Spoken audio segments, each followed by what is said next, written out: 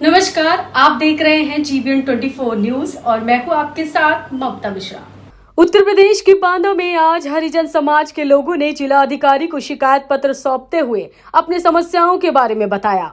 विरोध प्रदर्शन करने आए ग्रामीणों ने बताया कि हम लोग नरैनी तहसील के चौकिनपुरवा गांव के रहने वाले हैं। वहां पर हम लोग 3 पीढ़ियों से अपने मकान निर्माण करके रह रहे हैं, लेकिन अब अचानक तहसील के अधिकारियों के द्वारा हम लोगों को मकान खाली करने की नोटिस दी जा रही है और मकान न खाली करने पर अर्थदंड दिए जाने की बात कही जा रही है। जबकि अगर देश के प्रधानमंत्री की बात करें तो देश के प्रधानमंत्री अमृत महोत्सव के तहत लोगों को पक्के मकान दिलाने की बात कर रहे हैं, वहीं उन्हीं के अधिकारी हम गरीबों को अपने घरों से बेघर करने में लगे हुए हैं। इसी को लेकर आज हम लोगों ने जिलाधिकारी से मदद की गुहार लगाई ताकि हम लोगों को घरों से बेघर न किया जा सके और हम अपने घरों में सुरक्षित रह सकें। जबकि जिस जगह पर हम लोग आवास बनाकर 3 पीढ़ियों से रह रहे हैं, वहां पर ना तो कोई नहर है और ना ही कोई तालाब है।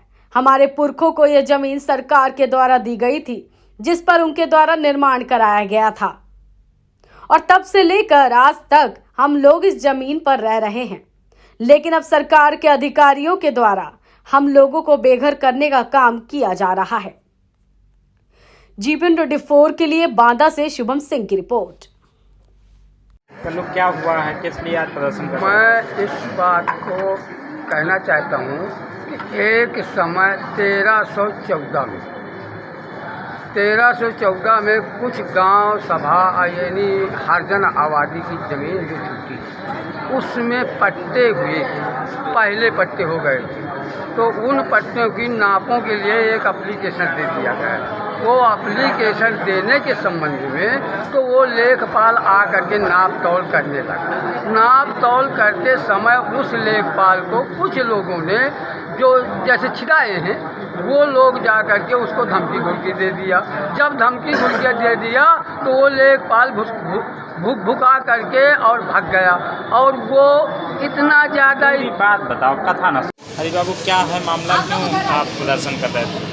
सर, हमारे यहाँ सबसे बड़ी संकट ये है कि कम से कम 5 पीढ़ी हो गए सर वहाँ आबादी बसी हुई, आज भी त्यों का त्यों है। मैं शासन से ये रिक्वेस्ट करता हूँ, आप सक्षम अधिकारी भेज करके जांच करवाई जाए। ये भी नहीं कह रहे, चकबंदी के पहले से भी रह रहे हैं। हुआ क्या है, किस बात को लेकर प्रदर्शन कर रहे हैं? 15 सीट की जबरदस्ती नोटिस और जुर्माना बेदखली का भेजा गया है। बार बार अमीन साहब हमारे रंज कर रहे हैं। अब बताइए उसमें क्या करें हम? क्या होना क्या है अब आगे? अब ये वापस किया जाए, नोटिस दिया जाए। ना तो वहाँ कोई तालाब है, ना तो कोई नहर है, ना कुछ है। अनुसूचित जात का गिरोह है।